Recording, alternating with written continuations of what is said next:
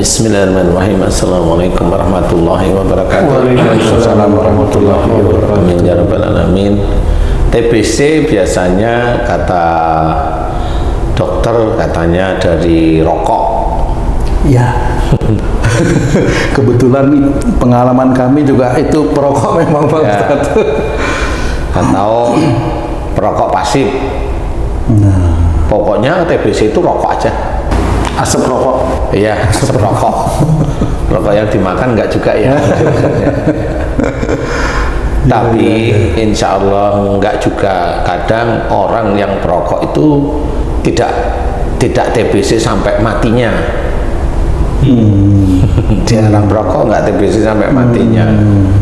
Dan itu sangat banyak sebenarnya. Dia rokok, ya dia udah berhenti ngerokok, ya enggak kena TBC. Nah, insya Allah dari penelitian saya amati TBC itu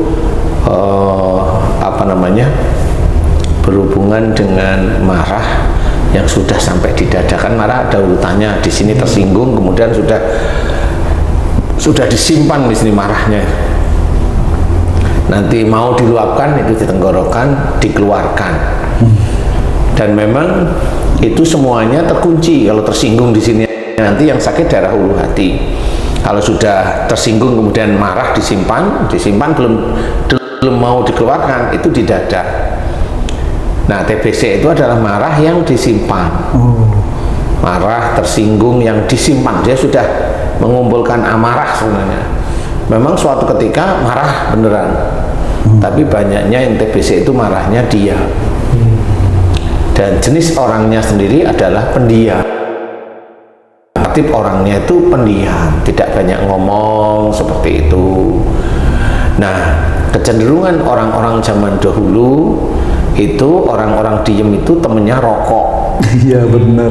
Jadi orang dahulu itu orang diem temennya rokok, daripada nganggur ngalamun kan rokok.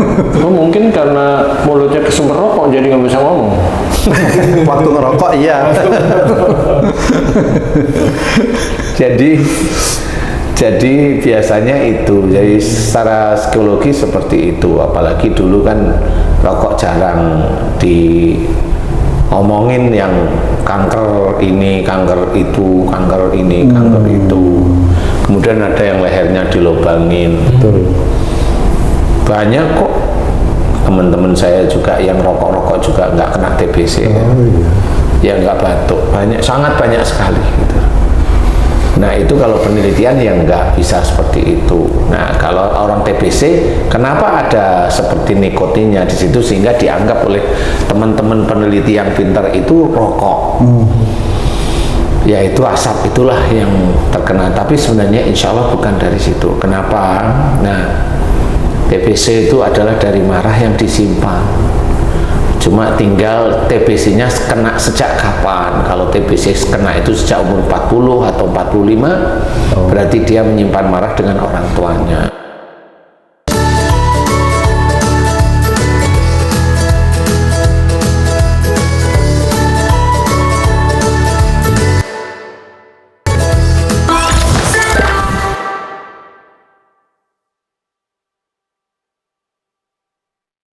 Dia menyimpan marah dengan orang tuanya. Dia radang sejak muda, sejak umur 25 kena radang paru umpamanya, dia marah sama orang tuanya. Kemudian kalau tipenya dia itu ngomong, dia nggak diem, kemudian sama orang tuanya hilang, kayak itu nanti radangnya itu hilang atau infeksi parunya itu hilang sendiri, diobatin dengan obat dokter hilang. Ya, tapi kalau dia masih menyimpan marah, menyimpan dendam dengan orang tuanya, yang bagaimana itu bisa. Jadi memang dia marah tapi diem aja. Yang umpamanya ya orang tuanya, ayahnya sering mukulin ibunya, itu kan marah dia pasti. Pasti akan akan protes, tapi karena tidak mampu itu kan biasanya terus diam. Dan dia sering melihatnya akhirnya marah sama orang tuanya, ayahnya khususnya. Nah, marah yang disimpan, yang nggak bisa dikeluarkan, ya itulah yang nanti mengawali munculnya TBC. Karena seorang yang marah, kemudian yang muslim khususnya, biasanya Orang Muslim kalau sudah marah atau menyimpan marah itu nggak pernah mau mohon ampun kepada Allah Ta'ala. Sangat jarang orang-orang Muslim seperti itu. Sehingga itu tetap menjadi catatan dosa di hadapan Allah Ta'ala. Dan sangat jarang sekali. Nah, dulu itu kamu kan ngerokok tuh, kenapa kamu nggak TBC? Jangan. Kan saya tanya aja, kan aman-aman aja. Insya Allah. Ya, karena kami bukan tipe yang pendiam. Oh iya. Jadi marahmu itu keluar. Jadi kamu aman TBC. Di TBC aman tapi ya. Yang lain ini Yang lain itu ya menjaga di sekitar kamu tuh. Jadi benar. Jadi gitu. Jadi kalau marahnya keluar TBC enggak. Wow, pokoknya keluar selesai. Jadi nggak ada marah yang disimpan di situ. Nah, marah yang disimpan itulah yang insya Allah akan menjadi TBC. Insya Allah itu.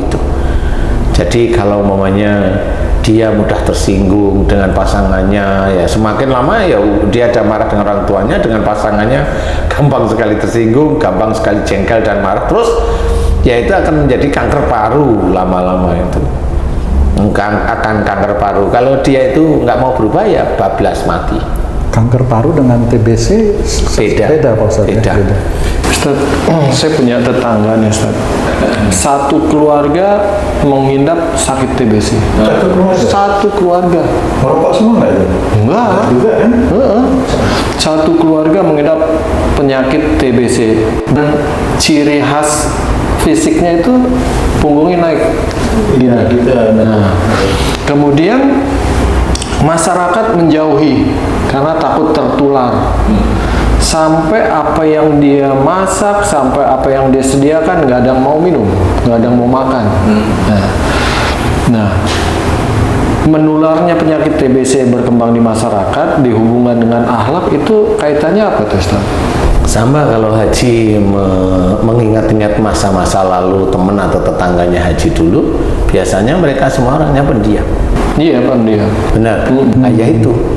Pendiam, kemudian gampang tersinggung dan marah, walaupun nggak jarang marah malahan.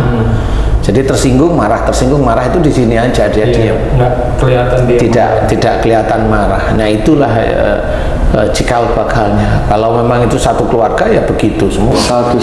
Satu sifat istilahnya. Jadi bukan menular di keluarga, itu satu sifat aja. Ada orang di keluarga TBC ya saya tahu, kemudian dibiarin aja di keluarga makan bareng ini bareng, tidak ada yang menular. TBC-nya Mas Bu ya sudah nggak ada yang menular. Seperti itu, dan itu beberapa kasus yang saya amati nggak ada yang ketularan, dan anggota keluarga lain santai aja. Supaya nggak satu sifat, gimana caranya? Wah, sifatnya yang kena TBC ini A, saya nggak harus A nih, mesti B nih. Harus seperti itu, Ustaz? Ya, yang jelas nomor satu adalah sering nonton YouTube kita. Amin. Ya, betul. Karena apa? Kita mengajari akhlak. Ya, hampir semua penyakit itu diawali dari akhlak yang tidak baik atau perbuatan tidak baik. Perbuatan, jadi amalan yang tidak baik sebenarnya.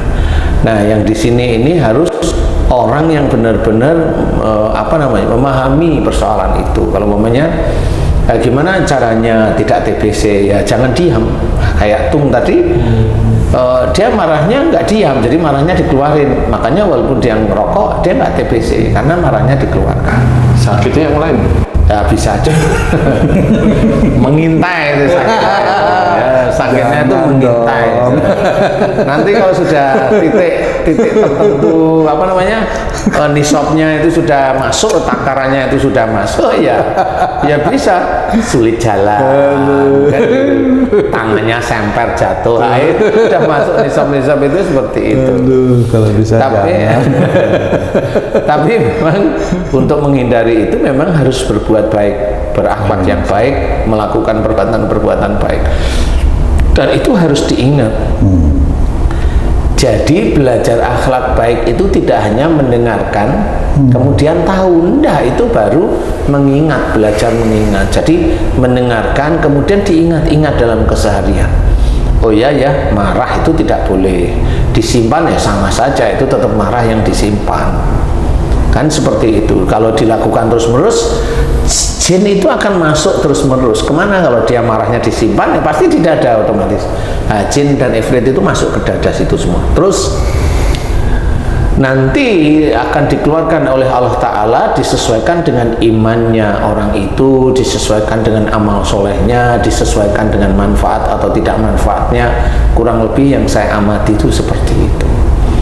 Kalau dia kecenderungan imannya itu ya kurang atau pas-pasan, ya itu bisa aja karena dosanya yang terlampau sangat besar, ya dimunculkanlah TBC itu. Tapi kalau dia itu marahnya ya masih biasa-biasa, nyimpan marahnya maksudnya ya tuh cukup besar, kemudian imannya nggak kuat, ya TBC itu nggak muncul, nggak dimunculkan oleh Allah Ta'ala. Dimunculkan nanti kalau mulai dosanya yang cukup besar beneran atau imannya yang cukup bagus. Jadi kalau dosanya itu ya segitu, dia nggak muncul TBC, kemudian dia ningkatin imannya, ditingkatin. Nah, nanti kalau ditingkatin imannya, disitulah nanti dimunculkan kekurangannya di mana di hadapan Allah Ta'ala, ya dimunculkan. Kalau kekurangan dia itu memang gampang tersinggung, menyimpan marah, ya TBC. Seperti itu. Kalau enggak, ya infeksi paru dulu.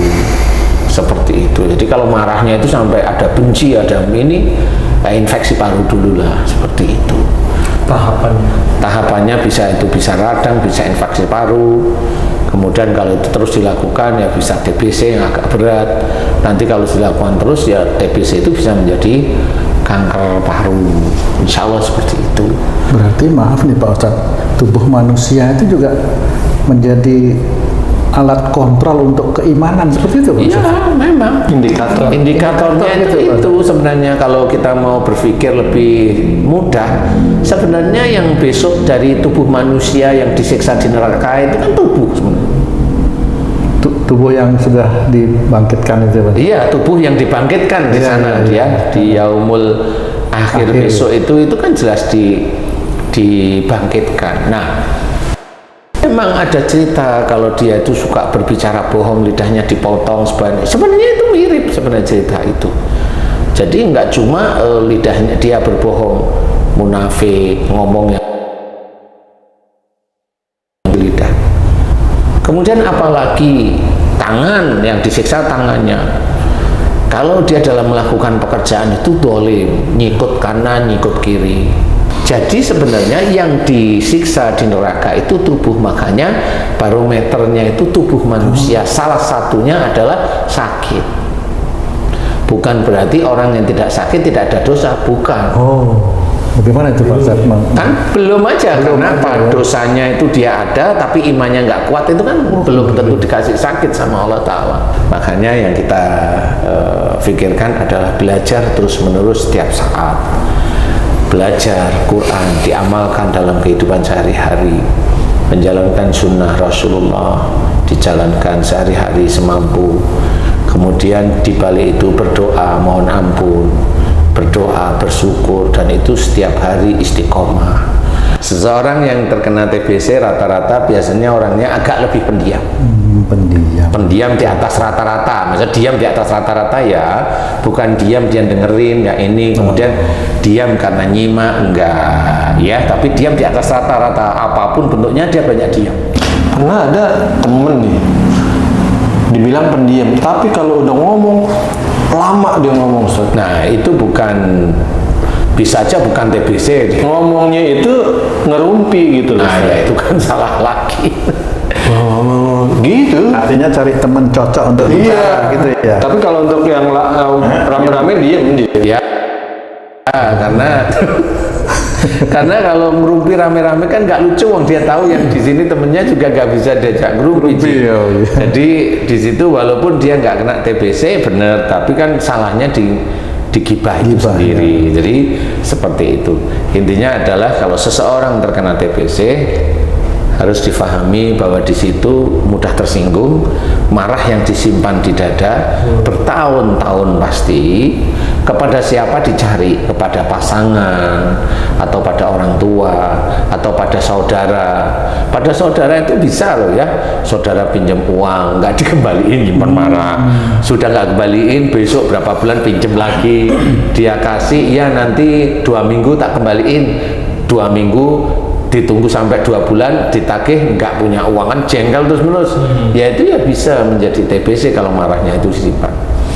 Nah, kita harus paham siapapun teman-teman sedulur beriman ini sakit TBC, harus memahami kesalahannya, kemudian mohon ampun kepada Allah Ta'ala, kemudian meminta maaf pada orang-orang yang dia marahi, istilah walaupun hanya di dada, ya, disimpan di dada, dia harus minta maaf dan mau, dan jalankan. Kalau TBC itu sudah saya anggap itu